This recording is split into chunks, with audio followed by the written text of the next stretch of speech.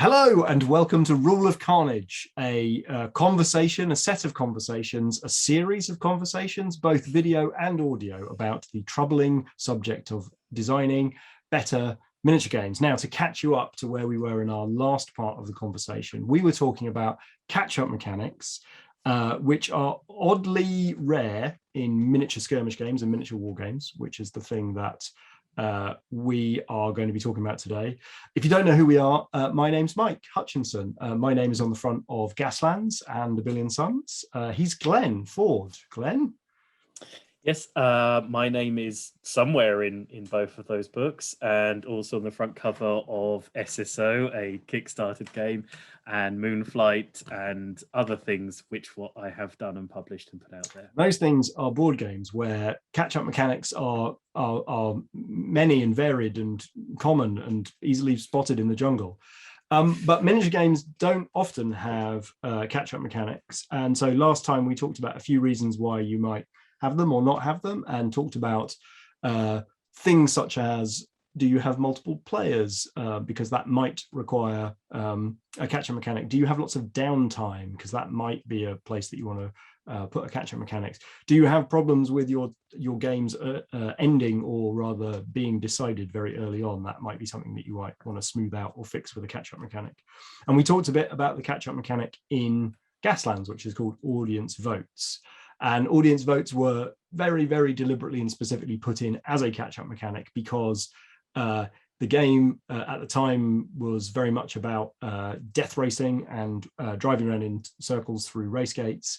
And the further that the person in the front got away, the less the people at the back of the pack, or who hadn't made it off the line particularly, just got kind of frustrated and disengaged and didn't care to bother.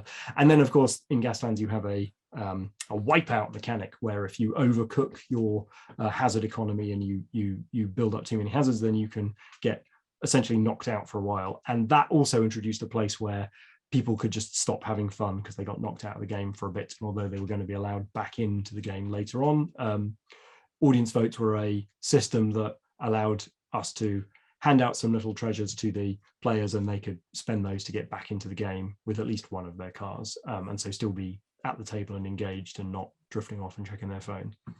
Now, audience votes were such a lovely idea and so central to the idea of Gaslands. I didn't put anything remotely like them in A Billion Suns. And I suppose as we were chatting about this, Glenn pointed that out, and it's not really something I'd thought about before, but it's interesting just to ruminate on why A Billion Suns doesn't have a catch-up mechanic that's quite as explicit as audience votes. And, you know, I might even ask some difficult questions about whether or not perhaps it should have one, and maybe it needs one in the future.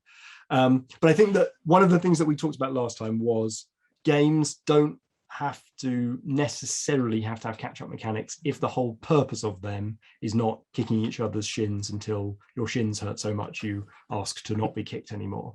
And A Billion Suns is, of course, a game obsessed with things that aren't combat and things that are about a balanced sort of set of utility vehicles and things to defend it. And so quite often you have a situation where, although you have lots of ships and I don't have very many ships, that is, unlike an army battle game, that's not a sign that the game is going badly wrong for me, but maybe that the game's going pretty well for me, actually, and I don't need all of these extra cruft that you've got on the table, and I'm actually tidying up quite nicely, thank you very much. So I think victory conditions, but also the sort of not focusing on death, those are two things why ABS doesn't have them. Well, I think what's interesting about A Billion Suns, and it's ironic that I was saying, you know, Gaslands has a catch-up mechanic and A Billion Suns doesn't, and I'm now about to suggest that all A Billion Suns is catch-up mechanic. Because as I was saying about Gaslands, what's interesting about the nature of audience votes in Gaslands is there are a resource you didn't have at the start of the game that gets given to you halfway through the game. And yes. So it can catapult you back in. It can't be taken off you because you never had it originally. And of course, the nature of A Billion Suns is I can dump an entire armada on the table at any point in the game. It's impossible to cut me out physically from the game it's only possible to make it so it's mathematically impossible for me to pull the game back because there simply aren't enough points on the table anymore. But I can always interact with the game. I can on turn 3 I can dump a bunch of unless somebody works really hard to destroy all your jump points, which is potentially a problem with that game that needs fixing. But that's a discussion for another time. But the point is, other than that possible loop gate, which we'll have a whole set of conversations about the nature of FAQs, and the ones that clean up loopholes, the ones that possibly fix gaps in the game. But other than that, the thing is that in A Billion Suns, I'm always able to interact with the game and have fun with the game. The only question is whether it becomes mathematically impossible for me to win. And it's very rare that it's mathematically impossible for me to have a shot at winning in A Billion Suns. Very, very rare, and even rarer that it doesn't happen like in the last half of turn 3. And it's funny actually, because one common observation, I'm not going to say it's a criticism or anything, but like one common observation is you can spoil, you can choose to enjoy a game of A Billion Suns by just deploying a load of stuff after the point which we've been talking about, where you sort of have decided you've lost and okay, I've sort of calculated out I can't probably win this one. Like maybe it's mathematically possible, but it's not feasible, and I don't have the time or the inclination to figure out how to win this game. So blom, 6 battleships. Like I'll just because there's no cap to the way that you can spend. And I suppose that the observation that it doesn't have a rule that says in A Billion Suns you can never deploy more than this many things so that you aren't throwing the game away has been noted a number of times, because people are like, well, can't you just stop that behavior? And I'm sort of like, well, I don't need to stop that behavior. Like the social contract should stop that behavior. This isn't for the rules to fix. But it's interesting casting this through the lens of a catch-up mechanic. It's sort of like saying, Mike, somebody decided they lost, and as a reward you gave them £1 million. Why did you do that? Don't reward that behavior. That's like, give the child like a carrot, don't give him like a massive armada. I mean, I would argue that that's a worthwhile thing to have in the game for a handful of reasons. Reason one is there are a number of times when you're pretty sure you've lost a game of A Billion Suns. You think you're about to tank it by dumping a bunch of battleships onto the table, and then you do it, and it turns out you didn't actually overspend, and you annihilate the other person, and you squeak it by a point or so. Secondly, the pleasures of military might. I mean, it's not a non-tactic to dump massive ships onto the table at the last second and annihilate a lot of the opponent's stuff. And believe me, we had a playtester who did that regularly, and we are aware of it as a thing that can happen. And he was really smart with it, and often everyone thinks we're in cleanup phase, and then he just goes, I'm going to protect my finger and stick it really hard on the scales, and you'll just have to deal with that, and you didn't see it coming. Yeah, and it is an intended design feature. I think that is possible to do intelligently, and in order to allow people to do it intelligently, sure, sometimes you have to leave the door open. You have to leave the door open for them to do it foolishly. But secondly, I would argue that there's something rather narratively beautiful about the scrappy rebels getting the plans to the Death Star, porting them out over some sort of network, and then having a massively over-the-top response to what they've done. Yeah. But a futile one, because they've already escaped. Yeah, exactly. I think there's or there's a very sort of Rebel 1 situation where you've already won. You've won the game, and then the other guy puts an entire armada on to obliterate you.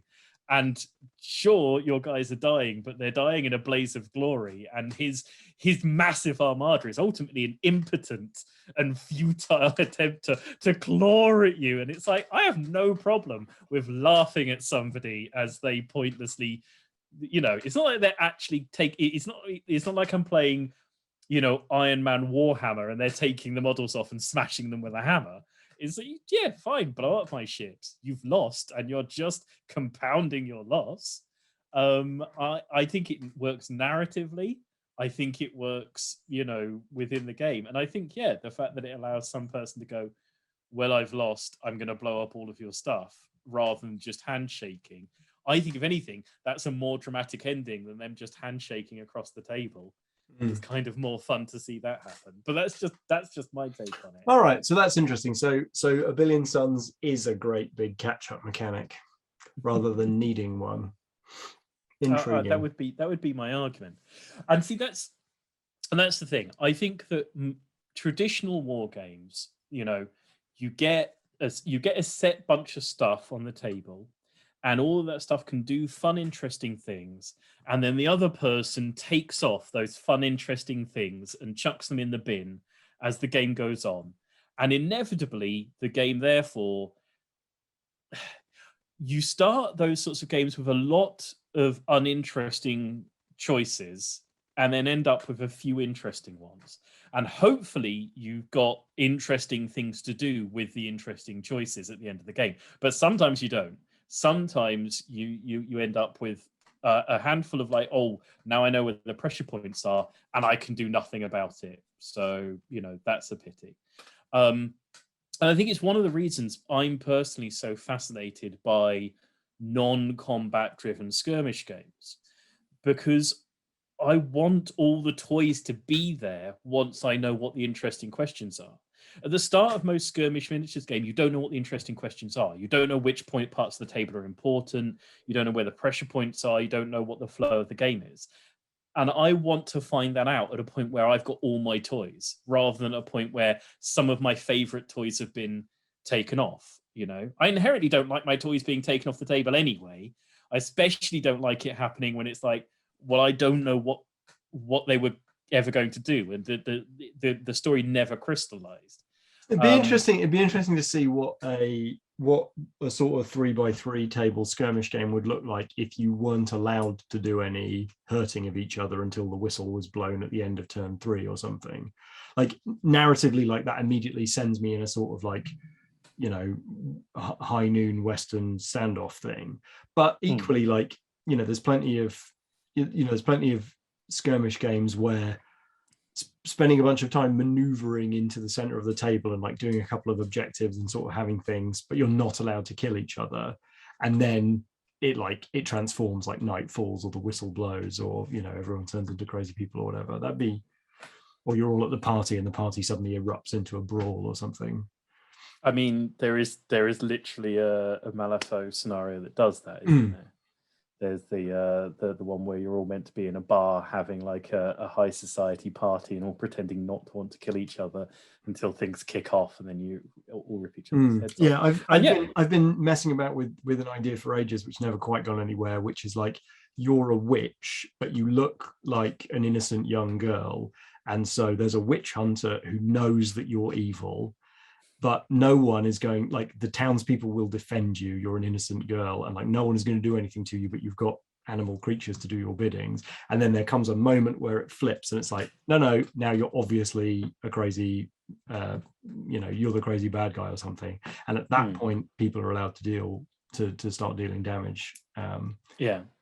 I mean, I think there are a bunch of interesting games that have to do with not taking the other person's toys off the table, not taking their toys off the table until a given point. And I think that's an interesting and worthwhile discussion to be had. Yeah, it's for not another the specific day. Discussion.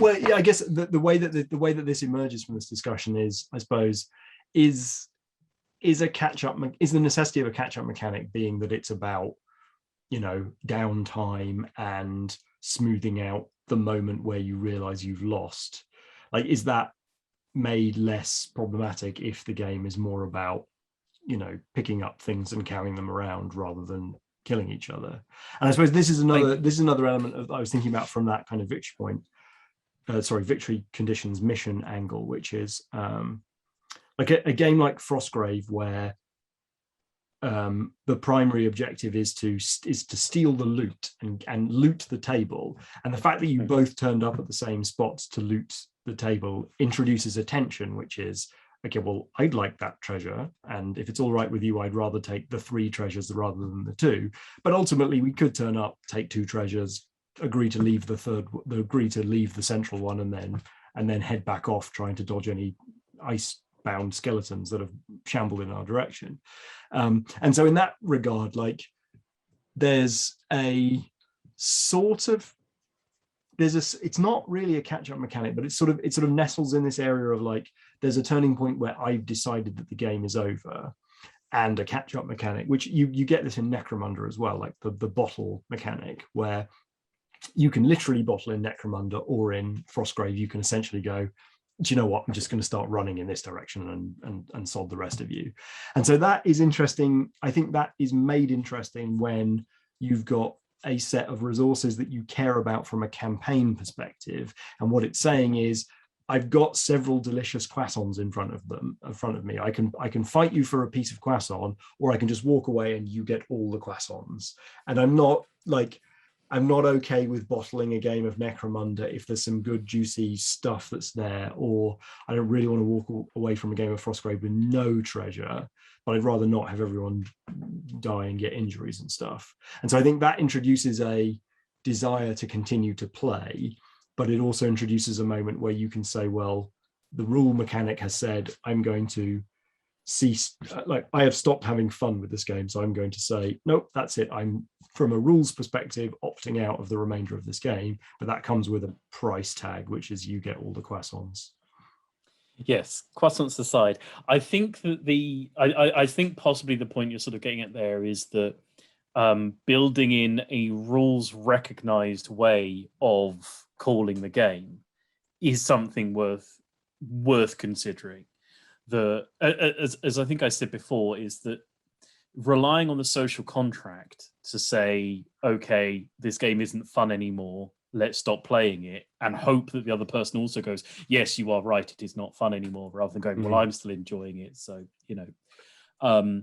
having the ability of the game to say, you can at any point end the game, and this is what then happens. And right, it's not it's like, I don't know. I don't know if this happens, but if I was writing a Star Trek skirmish miniatures game, it would be like definitely like a beam us up moment where it's like, no, we're out. Yeah, and I mean it's like I say, and as I said in the previous video, I'm not going to say it's sort of absolving responsibility on the part of the rules writer, but the idea that calling the game is a thing that ought to happen sometimes in some games, and that the rules make no mention of it and never specify it or say this is when it should happen and this is why it should happen and this is why it's okay and this is what the result of it is. I think that that's a missed opportunity.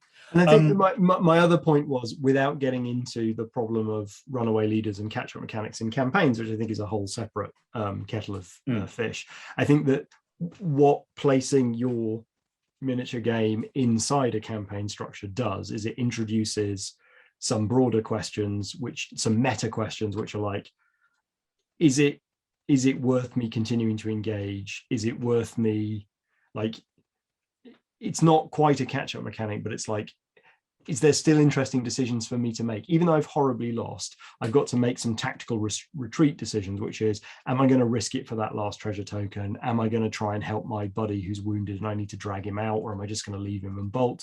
So like, even at that point when I'm blooded and bruised, if there are interesting decisions because, models that can be interacted with nice and there's going to be another game and you care about some things. And I think that's also worth considering. Yeah, certainly giving... I mean, it's funny, and we will definitely have to talk about campaign design and campaign game design at some point. It's interesting that, as you're saying there, one of the things that a campaign game does is give the loser something to care about still. You've lost, you've definitely lost. You can still be invested. but there are still interesting decisions, which is ironic because, of course, in a campaign game, you're even more likely to just check out once you've been badly spanked in one particular game. But it's true that at a given tabletop, it gives you something to be invested in. It just might end up in the overall campaign, give you a reason to check out. I mean, I think that's one of the reasons. That's one of the reasons why a tournament environment is so engaging from a gameplay perspective. Is if you've got a tournament that is scoring in a way where, you know, point differentials matter, then although you might be suffering horribly at the hands of a much better player or a much stronger list or crew or something, like, you still care to eke out a couple of points because it might make the difference between you being third and fourth and going home thinking like, yeah, you know what, I didn't win, but I podiumed or whatever it is. And so I think that you can introduce some of that pressure arbitrarily by saying, hey, let's track the, you know, victory points over the next few games and see who's the better general. Or you can do that with a lovely campaign system that, you know, gives you more goodies or punishes you with broken fingers if you don't carry your dudes off the board. No, absolutely. I think that's very true.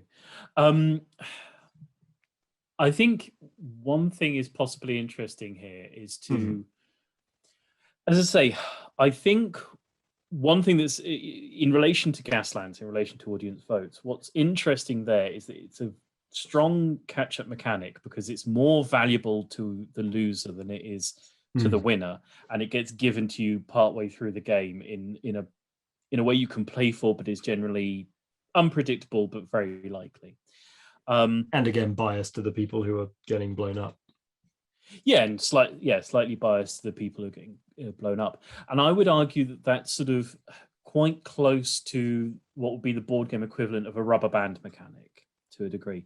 It's a thing that pushes forward the person who's at the back more than it pushes forward the person who's at the front. It happens to everybody equally. It's just more valuable if you're behind. So sorry, is a rubber band about pinging the back guy forward, or is it about compressing the group? I mean, the rubber band is about pulling back forward whoever's at the back, but pulling forward everybody who's at the back, just pulling them forward less. So it does both. So just to complete our terminology, what's the red shell in Mario Kart in board gaming terms? Like, what's the thing that like punishes the winner as they get, or that gives the back guys more ability to squash the? I mean, that would be close to a headwind. It's close generally, to right? Yeah, okay. Generally, people can slow you down. Yeah, things that punish the leader for being the leader are generally considered a headwind. Things that reward the loser for being a loser are generally considered a rubber band. There are sort of there are different parts to that. I mean, I've heard them referred to as kick the leader in the shins mechanics, and my least favorite is there are some games where I've seen the sort of designers say it's fine because once you're in the lead, all the other players will basically dogpile you and drag you down, and therefore, and I absolutely hate that mechanic. And that's not a solution to the issue. Yeah, or it doesn't even have to be a mechanic. It can just be the way that the game falls out that people naturally start making those decisions. And it's interesting because I think Gaslands early on was, and I think possibly right to the end, was quite inspired by things like Mario Kart. And I think that the vote mechanic is very similar to the reward boxes in Mario Kart because it's not as, I'm not going to say obvious, it's a bit more subtle, but just like in Mario Kart, the further back you are, the better thing you get at the reward box. Yep. In Gaslands, the further back you are, the more valuable. You've got an identical thing to the guy who's in front, but it's more valuable because you're at the back. Once you're in the lead in Gaslands, you can really only spend audience votes to clear off hazards, which is nice to have. It's not a kick in the teeth, but it's not as valuable as when you're in the back and you can use it to shift up and get back into the race, or if you've been completely wiped out and you get a whole new car for your audience votes. So I would argue that the audience votes in Gaslands are the equivalent of a rubber band mechanic, and I would seriously suggest people consider an element where the game throws in some sort of resource partway through the game prior to the ending, and you can have it be an earned resource, you can have it be like, you know, a resource created on the battlefield and whoever gets there first gets it, but just having something where you get a resource that you didn't have at the start of the game, because whatever that resource is, it's always going to be more valuable to the loser than the winner. Because it's the inherent nature of things is that, you know, if you're losing and you've therefore had some of your options taken away from you, had some of your tools and your toys ripped off the table, then just getting those choices back is so much more important than somebody who's got 5 choices and only needs to make one of them. And okay, I've given them a 6th choice. Well, it doesn't matter. I only needed one of them anyway. Whereas if you've got 0 choices, having 1 choice is incredibly important. So there's one spin-off of that just before we move on, because I wanted to just chew on this with you a moment. So one thing that A Billion Suns has is a fixed resource, which is command tokens. And you start with a number of command tokens based on the size of the game. And that doesn't decrease with the amount of force. I mean, it doesn't decrease because you don't start with any forces. But like, you can imagine a system, and in fact, I wrote one quite recently that we were playtesting, where depending on the number of units that you still have remaining, you get a number of command tokens equal to the remaining army. So as you get your options removed on your units, you also get your options removed on the command tokens. And just through the sort of act of accidentally writing the rule in a different way and then getting a chance to play test it with myself, I realized, oh wow, that's really annoying, because there's a sort of, I guess now I can give it a framing in this way, but like, there's a catch-up mechanic in saying, okay, I might have fewer things, but I can pile more resources into them. So I didn't get fewer resources, I just got fewer places to spend those resources. And I suppose that, I don't know, do you feel like that ends up feeling like a similar, like now I can sort of hero it's weird, actually, because one of the places my mind goes is Infinity, where you get a number of order tokens to order up to like Rambo a dude across. But in that case, you do actually, if my memory serves me correctly, you get a decreasing number of order tokens depending on how many units you got on the board. And maybe it would have been funny if you just always have the same number of order tokens, and just like the last guy just starts rampaging around like a high-speed ferret of doom. Well, I mean, it's interesting because similar to the mechanic in Test of Honor, there are a handful of, I said a few times in World War II games, but there are a handful of games where, in order to represent the sort of not the fog of war, but the confusion of battle, rather than you getting to activate whichever unit you want whenever you want, you get a deck of cards, and you've got a card that represents each unit, and then you shuffle all the cards together from both sides, and you flip them one at a time, and you get to activate the unit when its card gets flipped. And of course, when a unit gets destroyed, its card gets taken out of the deck. And one of the interesting sort of catch-up like mechanics to that is it's similar to thinning your deck in a deck builder, in that if I've got a couple of elite units, but I don't know how often I'm going to activate them and how often they're going to come up, and then I've got some sort of slightly more garbage units. If the garbage units get killed, I know that when the card comes out, it's going to be my elite unit. So in a funny way, it can sometimes end up sort of thinning your deck and giving your elite units more reliable opportunities to activate. Yeah, that's interesting. So there's a similar mechanic in the Conan board game. It's a board game, but it's very miniature heavy and doesn't have much. It feels very much like a skirmish game, in my opinion. And the like games master has a similar thing where you have a track of units, and when you activate one, it goes to the back of the queue. And so as the heroes thin out your units, then you know your massive terrifying gorilla gets to activate every 2 or 3 times. Yeah, so I think that, yeah, I mean, that is inherently, and one of the things I wanted to talk about, we've not sort of super gotten into here, is the things that skirmish miniatures games do instead of catch-up mechanics, because they do have interesting self-balancing elements. And one of the self-balancing elements, in a weird way, is that once you've killed off a certain amount of my stuff, it's harder to draw a line to the remaining stuff. A classic example in let's say Warhammer is if you've got dwarfs versus Skaven. One of the things you can do as a dwarf is just go where you can't get all of your Skaven, you can't get all of your goblins in at any given time. As I have fewer units, you have fewer things that can actually attack those units. And so in a weird way, as I lose units, you are less able to bring pressure to bear on my units that remain. And it can be, for a smart general, actually an inherent self-balancing part of mass battle games, is that losing a unit on one part of the table inherently cuts out the enemy units that are in that part of the table anyway. They now can't do anything. And if I've managed to position things properly, I can actually lose a couple of units, move a couple of fast units around, and essentially create a refused flank. I mean, inherently, the tactics that work in, Tacitus do work in good tabletop battle games. And one of the things is that refused flanks exist because they're a way of achieving a catch-up mechanic tactically within a pitched battle.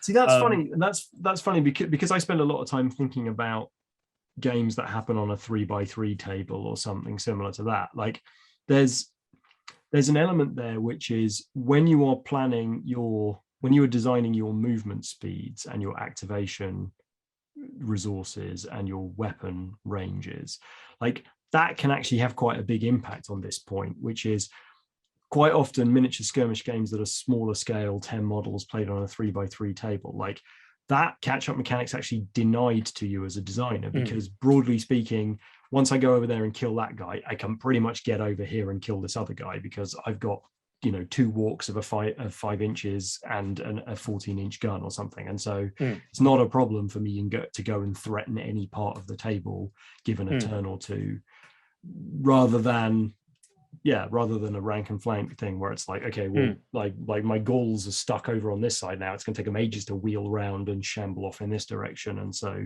they're not going to menace any more Romans from where they're stuck. Yeah, no, yeah, and I think it isn't.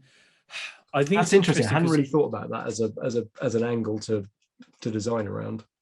Well, and this is one of the things, and in relation to why it is that these sorts of games don't have these sorts of mechanics, I think it's interesting to suggest that the old historical wargaming rank and flank games didn't need these kind of mechanics because a lot of the parts of those sorts of games are self-balancing because of the nature of the movement of the units, the nature of what happens tactically when I lose a unit in that part of the table, and the way in which it cuts out the killing unit from the rest of the game, and the ways in which they self-balance. And the fact that there are, I would suggest, a lot more 360 movement skirmish miniature games now than there are new rank and flank games, suggests that maybe it might be a good idea to start considering some of these catch-up mechanics, because the reasons that the rank and flank games didn't need them aren't necessarily true for those skirmish games. They don't have those inherent built-in sort of historical things that that saved real life battles from it, and that save sort of tabletop battles from it. But so in many respects, just to reflect on that, like the solution, which is you end up with a successful charge, a unit breaks, you chase it, you're now vastly out of position, you're not really going to be able to contribute much to the rest of the battle, but you got your job done, so well done.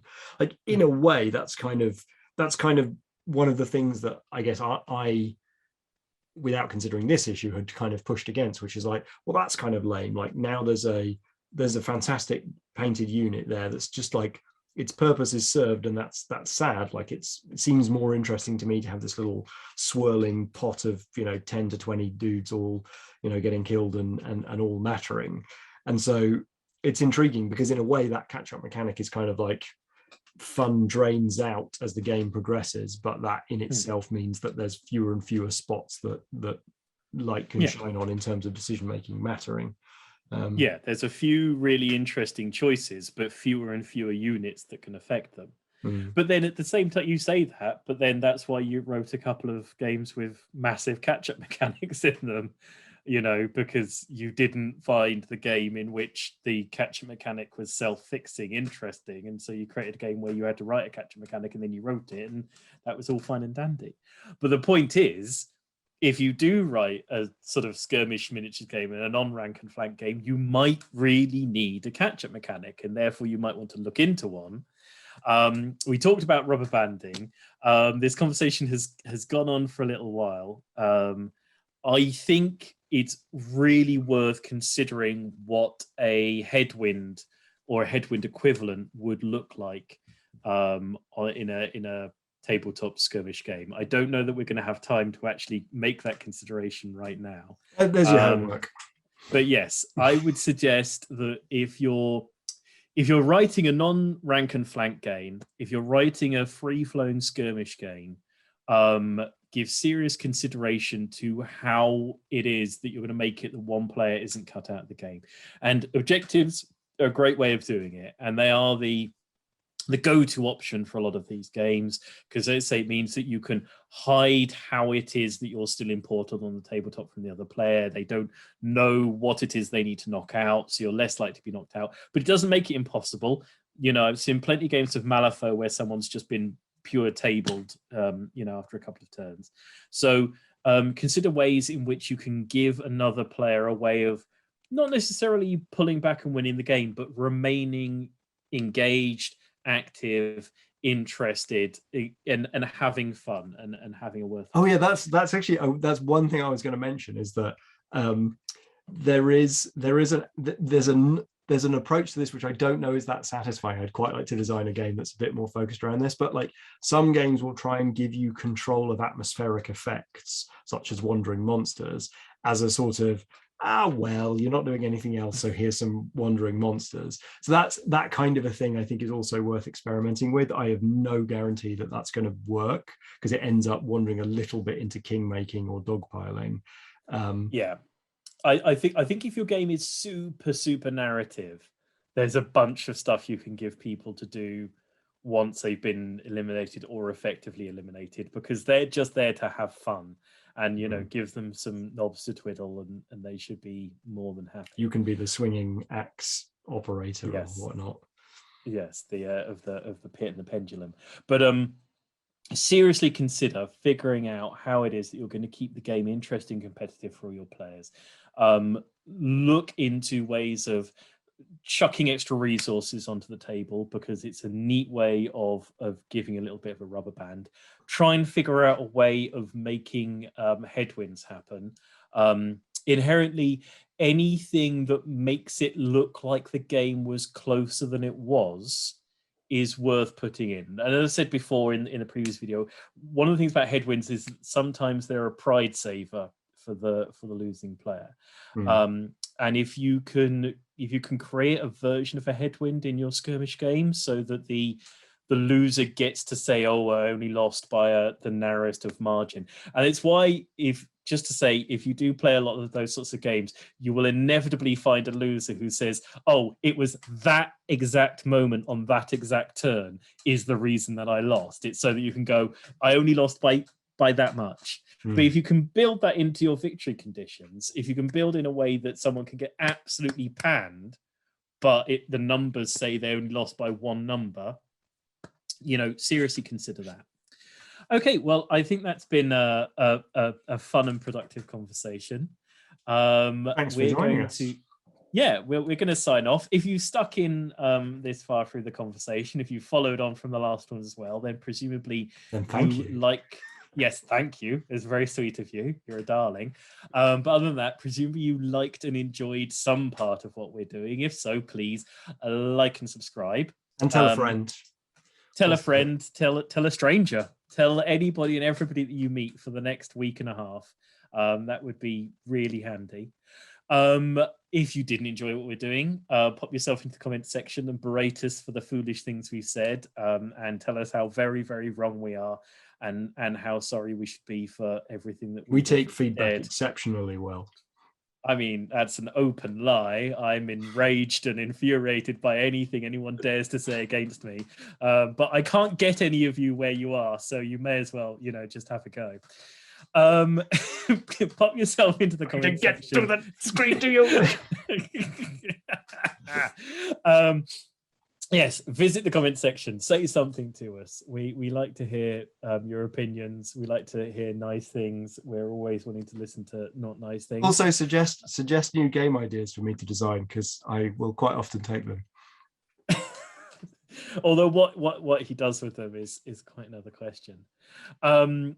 Yes, it's been fantastic. Please reach out to us on social media. Reach out to us in the comments section. We're disgustingly available for you to talk to. But until next time on Rule of Carnage, I think we're going to say goodbye. Bye. Bye. Bye.